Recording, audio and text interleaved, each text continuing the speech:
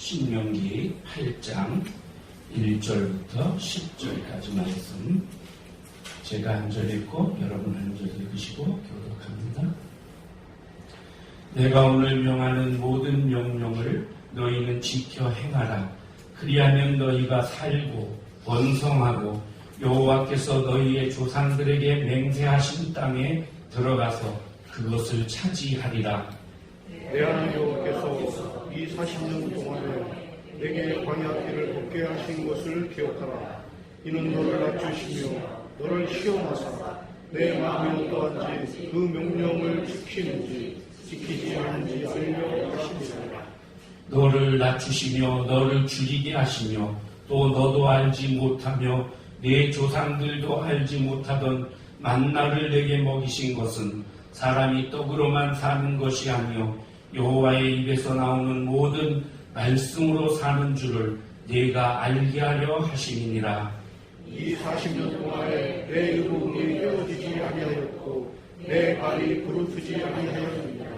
너는 사람이 그 아들을 징계함 같이 네 하나님 여호와께서 너를 징계하시는 줄 마음에 생각하고 내 하나님 여호와의 명령을 지켜 그의 길을 따라가며 그를 경외할지니라. 내 하나님 여호와께서 너를 아름다운 땅에 이르게 하시나니 그곳은 골짜기든지 산지든지 시내와 분천과 샘이 흐르고 밀과 보리의 소산지요 포도와 무화과와 송주의 감람나무와 꿀의 소산지라. 내가 먹을 것에 모자람이 없고 내게 아무 부족함이 없는 땅이며 그 땅의 돌은 철이요 산에서는 동을 캘 것이라. 내가 먹어서 배부르고 내 하나님 여호와께서 목표를 내게 주셨으므로 말미암아 그를 찬송하리라. 아멘. 얼마 전에 제가 설교하면서 창세기를 영어로 제네시스라고 한다, 그런 말씀을 드렸었죠. 창세기 1장 1절, 태초에 하나님이 천지를 창조하시니라. 이것을 히브리어로 보면 베레시트 바라 엘로힘, 그래서 태초에 하나님이 창조하셨다.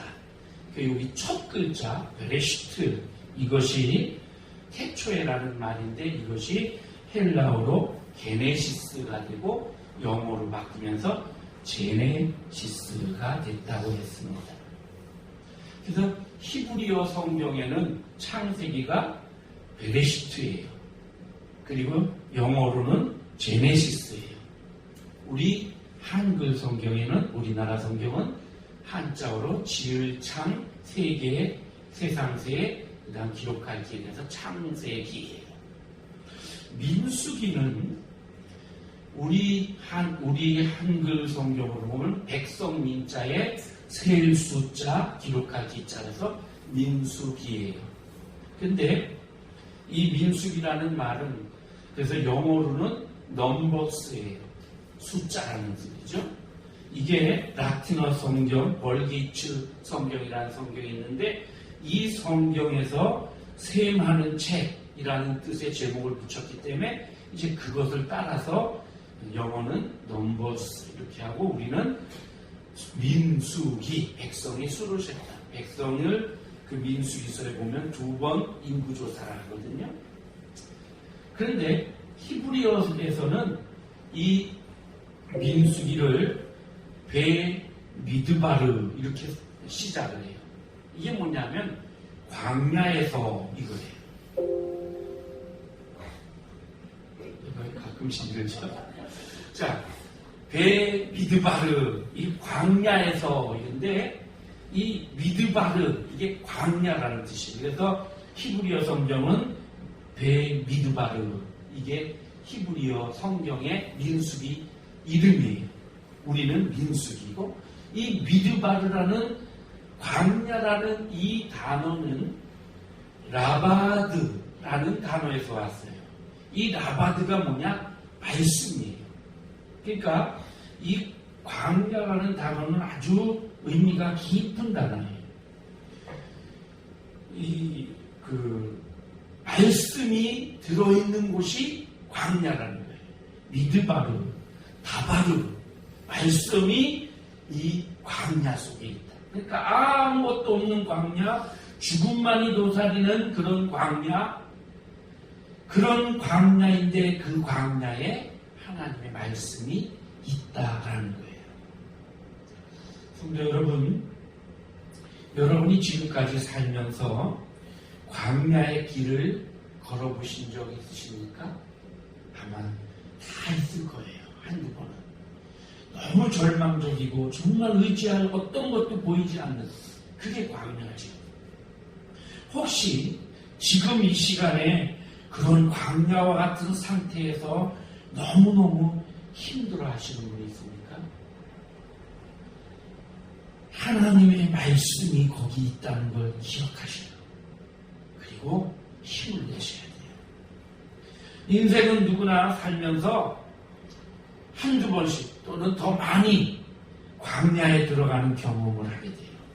그리고 그 광야에 들어가면 자기 자신에게도 또는 하나님께 이렇게 묻지요. 하나님, 왜 나를 여기 이 광야에 이렇게 밀어 넣으셨습니까? 또는 내가 무슨 죄를 지었나? 내가 왜 무슨 죄 때문에 이렇게 이 고난을 당하나? 그러면서 어떻게 하면 이 광야가 끝날까? 언제쯤 끝날까? 여러분, 우리가 인생을 살다 보면 그런데 이 광야의 그 단계가 결코 우리 인생을 망치는 것이 아니라는 거예요. 때로는 이게 유익이 되기도 하고 마이너스뿐만이 아니라 플러스가 되고 내게 좋은 양약이 되기도 한다는 것입니다. 이 광야를 지나면서 더 큰 오아시스를 만나고 가나안에 들어가는 길이 되는 거예요. 광야는 가나안에 들어가기 위해서 꼭 거쳐야 하는 과정이기도 해요. 이스라엘 백성들이 광야를 지나야만 가나안 땅에 들어갈 수 있습니다. 근데 이 광야 힘들지요. 그러니까 이스라엘 백성도 그렇고 우리들도 그렇고 이 광야는 없이 그냥 바로 가나안 땅으로 쑥 들어가서 적과 꿀이 흐르는 땅에서 정말 평안을 누리고 행복했으면 좋겠다. 그게 우리 모두의 바람인데 하나님의 방식은 그게 아니에요. 하나님은 광야를 거쳐서 훈련시키시고 그리고 나서 비로소 가나안에 들어가게 하시는 겁니다. 사람들은 누구나 광야를 경험합니다. 한 번도 광야를 안 겪어본 사람은 없을 겁니다. 가정의 문제, 자녀의 문제, 또는 건강의 문제, 또는 직장이나 인간관계나 이런 거, 부부간의 문제, 이런 것 때문에 인생의 광야를 걸어요. 그러면서 다른 사람들 보면 저 집은 왜 저렇게 행복한가? 저 사람은 왜 저렇게 좋은 길만 걷나? 이렇게 생각을 해요. 그런데 그렇지 않아요. 그 사람도 내가 모르는 자기만의 광야의 길을 걸을 때가 있었고 또 걷고 있고 그런다는 거죠. 성경에 보면 모세도 바울도 다윗도 다 광야의 삶을 거쳤어요. 출애굽기에서 하나님의 백성을 이끌어내셨죠. 그리고 나서 민수기 신명기를 거쳐서야 여호수아 가나안 땅에 들어가는 거예요. 그래서 우리는 가나안이라는 그 큰 목표를 두고 한 걸음 한 걸음 이 광야의 삶을 믿음으로 말씀을 따라서 그렇게 나아가야 되는 것입니다. 광야는 큰 광야가 있고 그 안에서 벌어지는 작은 광야들이 있어요. 시내 광야에 이스라엘 백성이 출애굽해서 들어갔습니다. 그 시내 광야는 큰 광야예요. 그 안에 막 무덥고 낮에는 너무 뜨겁고 밤에는 춥고 또 모래바람이 불고 막 그런 너무나 험악한 광야 속에 독충도 있고 맹수도 있고 이런 광야 속에서 또 물이 없어. 그래서 물을 없어 목이 마르고 어쩌다가 물을 만났는데 써서 먹지를 못하고 또는 양식이 다 떨어지고 이런 수많은 작은 광야들을 끊임없이 부딪히는 거예요. 어떤 시인이 이런 시를 썼어요. 광야에서라는 시인데 보니까 광야에 홀로 서본 적이 있는가? 바람 부는 빈 들판에 홀로 있어본 사람은 안다. 눈물은 진주가 되더라. 아픔과 상처는 그 자리에 앉아 반짝반짝 빛나더라. 꽃잎이 떨어져 아픈 자리에 열매가 앉더라. 휘몰아치는 태풍 속에서 세미한 음성 들리더라. 나를 키운 것은 광야와 태풍이었더라. 그래요, 여러분. 광야가 너무너무 힘들지만 하나님은 우리를 때로 광야에 밀어넣으셔서 광야에서 하나님을 만나게 하셔요. 그래서 광야 미드바르 그 단어 속에는 다바르 하나님의 말씀이 거기 포함되어 있는 거예요. 광야는 하나님이 우리를 밀어넣으신 곳이지만 거기서 하나님이 버린 것이 아니라 하나님이 거기 같이 가고 계신다는 겁니다. 자, 오늘 이제 말씀을 한번 살펴볼게요. 하나님께서 당신의 백성이 이스라엘을 애굽에서 탈출시키셨어요. 그리고 광야의 길을 걷게 하십니다. 그것도 40년이나 아주 긴 세월을 광야의 길을 걷게 하신 그 하나님, 그 이유가 뭐냐? 오늘 말씀에 그 이유가 나와요. 그리고 어떻게 해야 될 것인지도 설명이 돼 나와요. 신명기서는 이스라엘 백성들이 광야로 나와서 출애굽하고 광야에 나와서 40년 동안 생활을 하고, 그리고 이제 이 40년이 된 이유는 여러분 잘 아시죠? 일찍 들어갔는데 거기서 이 가나안 땅 보고 우린 못 들어간다 믿음 없는 말을 하는 바람에 정탐꾼 40일 보고한 그 40일 숫자대로 40년을 광야에서 방황하게 됐죠. 모세가 이제 끝자락에 왔어요. 40년이 다 끝나가고 이제 곧 하나님께서 저 땅으로 인도하실 건데, 모세는 자기 생명도 얼마 남지 않은 것을 압니다. 하나님께서 내가 이 백성을 저 입구 요단강까지 인도하고 너는 내가 데리고 갈 거다. 그렇게 말씀하셨기 때문에, 그래서 모세는 깊이 생각을 하는 거예요. 어떻게 하면 이 백성들이 가나안 땅에 들어가서 하나님 잘 믿으면서 살 수 있을까? 그래서 모세가 설교를 합니다. 그 설교가 이 신명기에 3편 적혀 있어요. 거기 내용들을 보면 지금까지 지내온 과정들을 쭉 이야기를 하고, 그러면서 너희가 가나안 땅에 들어가면 이렇게 살아야 된다, 이런 내용이에요. 그 긴 모세의 설교가 들어있는 게 신명기서입니다. 자, 오늘 말씀 1절에 보면 내가 오늘 명하는 모든 명령, 즉 하나님의 말씀을 너희는 지켜 행하라. 그리하면, 그러면서 4가지 동사가 나옵니다. 그리하면 너희가 첫 번째 동사 살고, 두 번째 번성하고, 여호와께서 너희 조상들에게 맹세하신 땅에 세 번째 들어가서, 네 번째 그것을 차지하리라. 하나님 말씀을 지켜 행하라. 그러면 거기서 살고 거기서 번성하고 들어가서 그 땅을 차지하게 된다. 이렇게 말씀합니다. 오늘 우리가 하나님 말씀대로 살 때 이 4가지 동사가 우리에게 실행되는 줄 믿습니다. 2절에 보면 내 하나님 여호와께서 이 40년 동안에 내게 광야길을 걷게 하신 것을 기억하라. 이 광야 40년을 하나님이 걷게 하셨대요. 하나님의 깊은 뜻이 있어서 그래서 걷게 하셨대요. 오늘 여러분과 제가 걷는 광야의 길, 험한 길, 힘든 길, 좁은 길, 하나님의 뜻이 계셔서 걷게 하신다는 거예요. 우리가 첫 번째 기억할 것, 낮추시는 하나님을 기억해야 됩니다. 2절에 보면 기억하라 그러면서 내 하나님 여호와께서 이 40년 동안에 내게 광야 길을 걷게 하신 것을 기억하라. 이는 너를 낮추시며 너를 시험하사 내 마음이 어떠한지 그 명령을 지키는지 지키지 않는지 알려 하시니라. 이스라엘 백성을 낮추셨대요. 낮추시다는 히브리어 안토테카라는 단어를 보면 낮추다, 괴롭히다 이런데, 이스라엘 백성들은 지금 애굽에 있을 때 노예로 있었어요.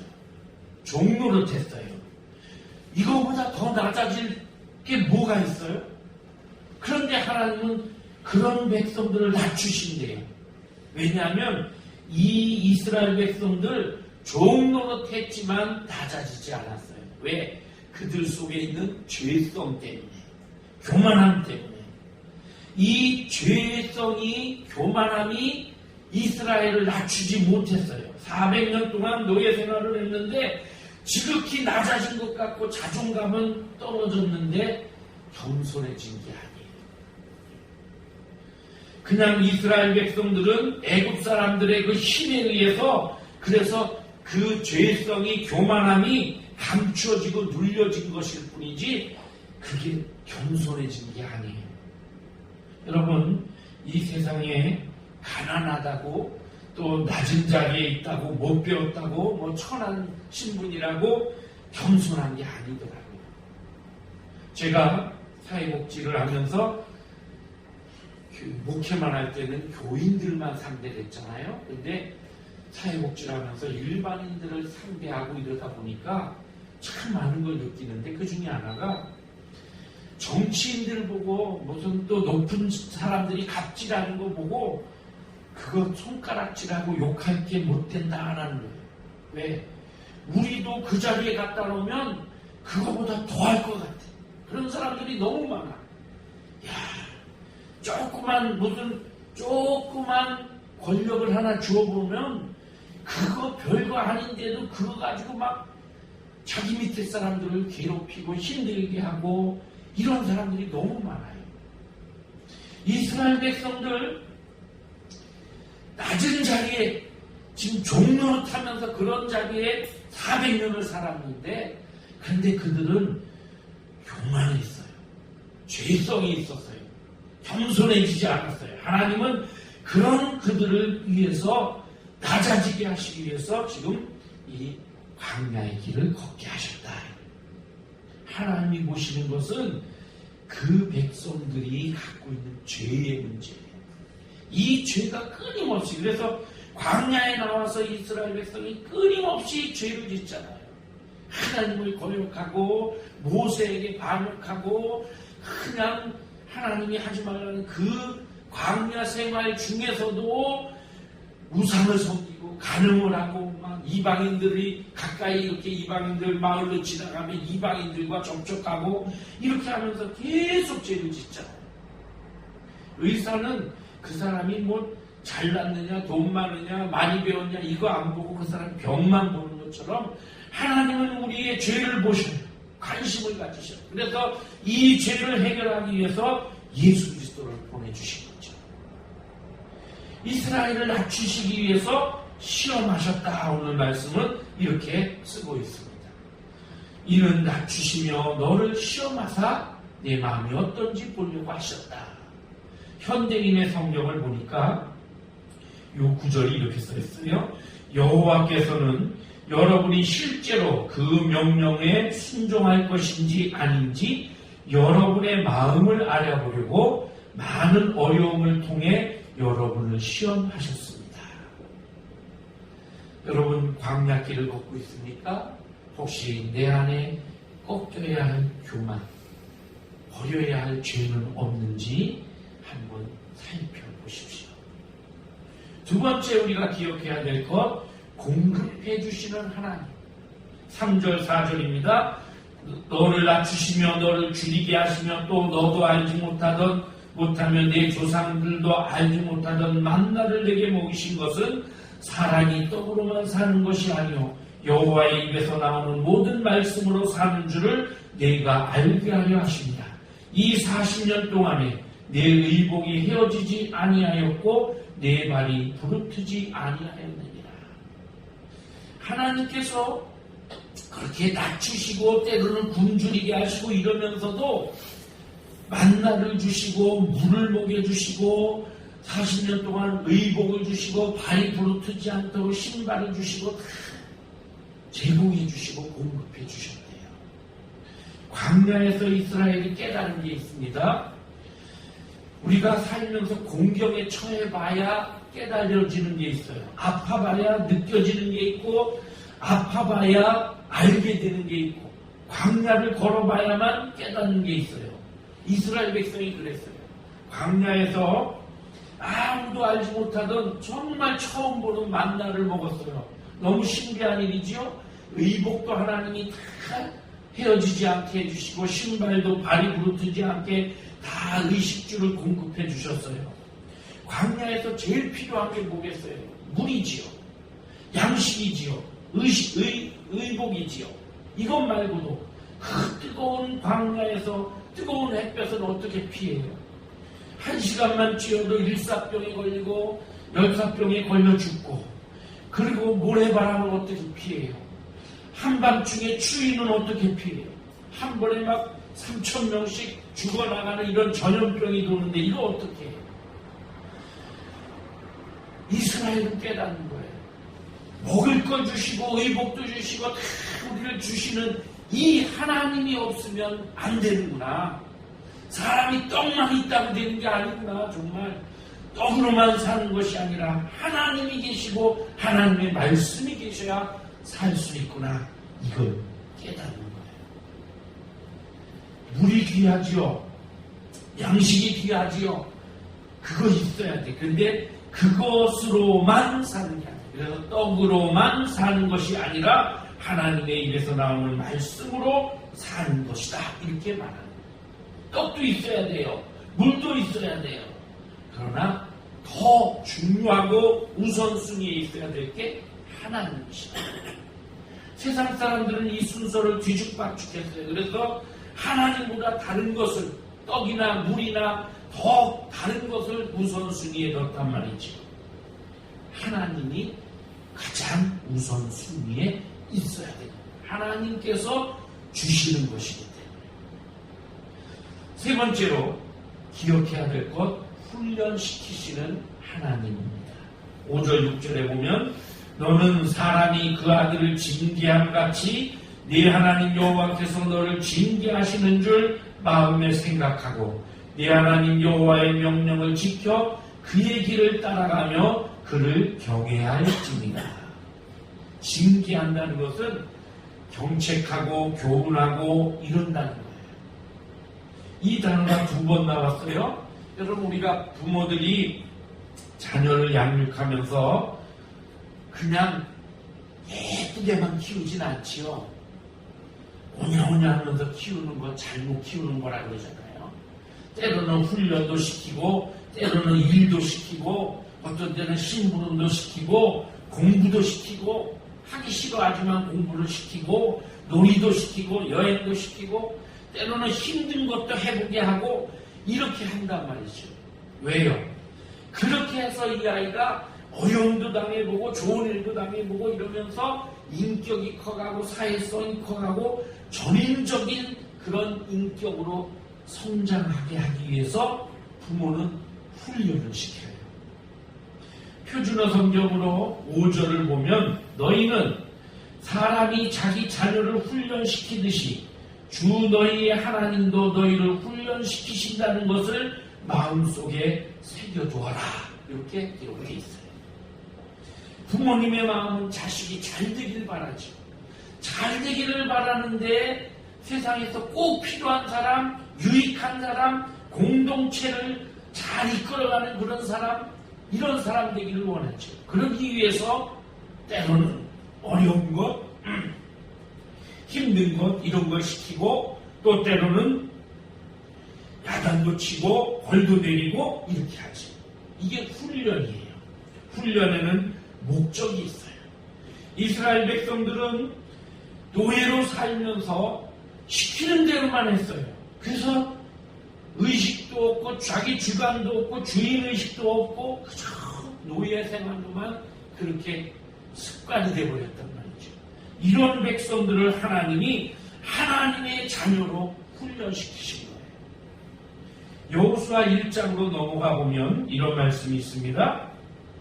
1장 16절에 그들이 여호수아에게 대답하여 이르되 당신이 우리에게 명령하신 것은 우리가 다 행할 것이요 당신이 우리를 보내시는 곳에는 우리가 가리이다. 보세요.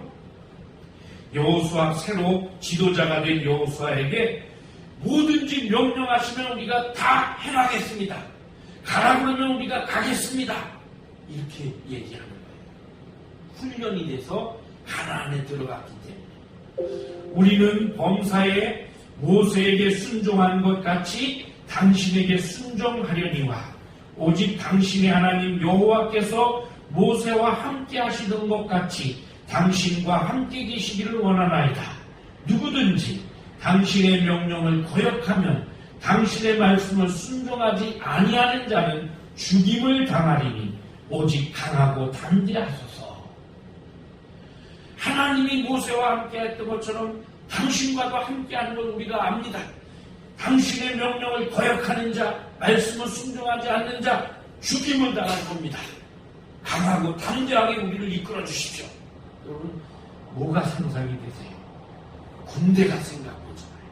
군대에서 상사의 명령만 내리십시오. 우리가 가겠습니다. 이렇게 명령만 떨어지면 죽음도 불사하고 어디든지 가겠다는 이 군인같이 잘 훈련된 군인같이 이스라엘 백성이 그런 모습이 돼서 지금 가나안 땅에 들어간 거예요. 여호수아 1장에 그게 나오는 거예요. 그래서 어디든지 명령만 하십시오. 우리가 행하고 다 가겠습니다. 이렇게 얘기를 하죠. 여호수아 끝부분에 가서 22장에 가면 이런 말이 있습니다. 거기에 내용을 제가 설명해 드릴게요. 성경을 읽지 않고 12지파가 이스라엘 12지파잖아요. 그 12지파가 가나안에 들어가려고 요단강을 건너는데 요단강 건너기 직전에 거기서 바산이라는 나라를 공격을 해서 그 나라의 왕 옥을 죽입니다. 그리고 헤스본이라는 사람들 그 지역도 공격을 해서 거기 왕 시온을 죽입니다. 그리고 보니까 요단강 동쪽이에요. 아직 가나안으로 들어가기 전 요단강 동쪽이 너무 좋은 거예요. 그래서 루벤 지파, 갓 지파 그리고 므낫세 지파 중에 절반이 우리는 저기 건너가지 않고 여기서 그냥 살겠습니다. 이렇게 해요. 그러니까 모세가 야 너네가 여기서 그냥 저 땅 하나님 주신 땅을 안 가고 여기 사는 건 좋은데 그러면 나머지만 가가지고 저 땅을 침략하게 정복하란 말이냐? 그러니까 아니요. 우리는 여기서 살 건데 거기 정복하는 거 우리가 가서 앞장서서 선발대로 정복해주고 다 되면 우리는 여기를 우리에게 분배해 주신 여기서 우리가 살겠습니다. 그래요. 그러니까 모세가 그렇게 하라 이래요. 그래서 이 정복한 시온 땅과 그 헤스본 땅은 므낫세 반지파와 루벤 갓지파 두 지파 반에게 줬어요. 그리고 이제 요단강을 건너서 가나안 땅에 들어갔단 말이죠. 거기 가서 전쟁을 해가지고 다 정복을 했어요. 산골짜기까지는 다 정복 못했지만 큰 도시들을 다 점령하고 이제 모세가 여호수아가 땅을 이렇게 분배를 해줘요. 그 분배를 딱 하고 그리고 나서 이 두 지파 반이 돌아가야 되잖아요. 돌아가려고 하는데 이 백성들이 뭐라고 하냐면 너희가 거기 가서 만약 너희 소유지가 깨끗하지 않다면 여호와의 장막이 있는 이 땅으로 건너와서 우리의 땅을 나눠 쓰자. 우리 땅 여기서 같이 살자. 우리 하나님 여호와를 배신하거나 우리를 배신하는 일이 없어야 된다. 이렇게 얘기를 해요. 자, 지금 요단강 건너기 전에 요단 동편 땅이 참 좋은 땅이거든요. 그러니까 거기 살겠다고 그러죠. 그러는데 저쪽 건너가 보니까 생각보다 산지가 많고 별로 땅이 좋지가 않아요. 그래서 땅을 막 분배했는데 어떤 지파는 너무 산지라서 우리가 이런 산지만 우리한테 준다고 제비뽑기 했지만 그러고 있단 말이에요. 그러니까 갈렙 같은 사람이 저 산지를 내게 주소서 내가 가겠습니다. 이렇게 하면서 막 먼저 솔선수범에 나서고 이랬죠. 그런데 자기네들 살 땅도 별로 변변치 않고 좁은데 그 백성들 보고 거기 마땅치 않고 와 우리 좁아도 여기 같이 살자 여기 나눠 쓰자 이렇게 훈련된 거예요. 그러니까 하나님께서 광야에서 이스라엘 백성을 40년 동안 훈련시키면서 그러면서 정말 오합지졸 같던 이 백성들을 가난한 군대 같은 그리고 공동체의식으로 똘똘 뭉친 이런 백성으로 훈련시켰다는 거예요. 이게 하나님이 하신 일이에요. 이렇게 변화됐어요. 본문 6절에 보면 그러면서 네 하나님 여호와의 명령을 지켜 그의 길을 따라가며 그를 경외할지니라. 이스라엘 백성들 모두를 하나님께서 광야에 풀어놓으시고 그 광야에서 하나님이 이렇게 훈련시키셨어요. 필요한 것을 공급해 주셨어요. 낮추시고 겸손하게 하셨어요. 그리고 하나님은 이제 약속의 땅으로 인도하신다고 7절부터 10절까지 말씀합니다. 7절부터 10절에 보면 아름다운 땅으로 인도하실 것이다. 거기는 골짜기든지 산이든지 거기에 샘이 흐르고 시내가 흐르고 분천, 샘이 솟아오를 것이다.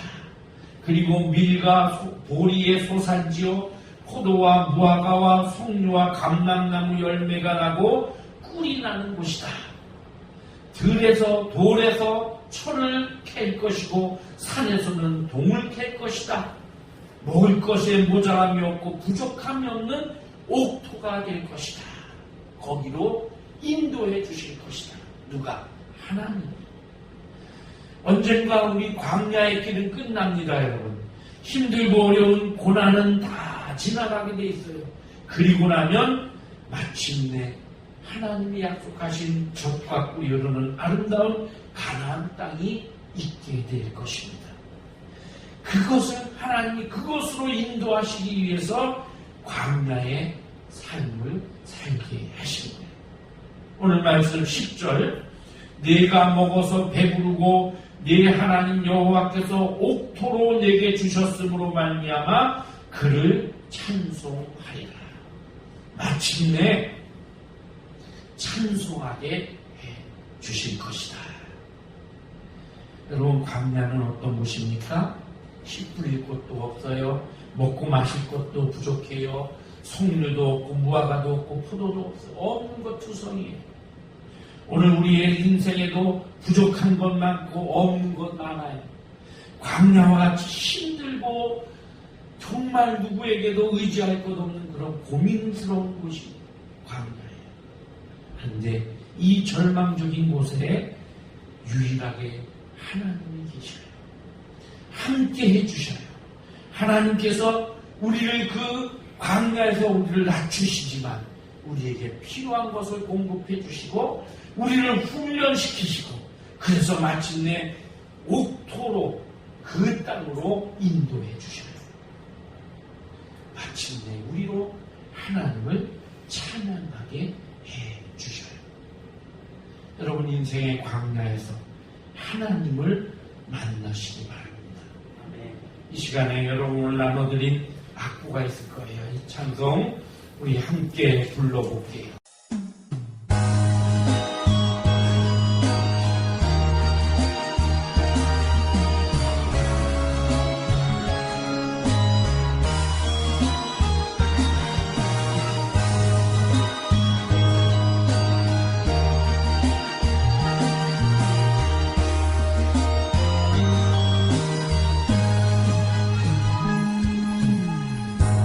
광야 같은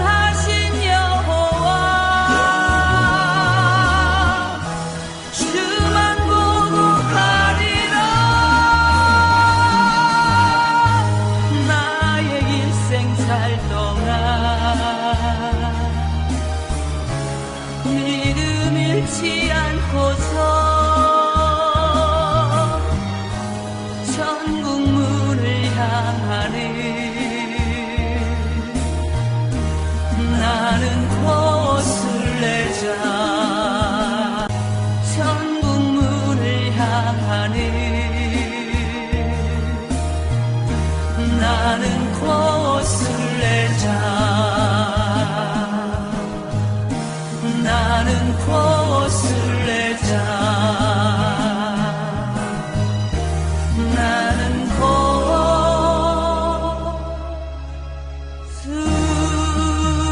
내자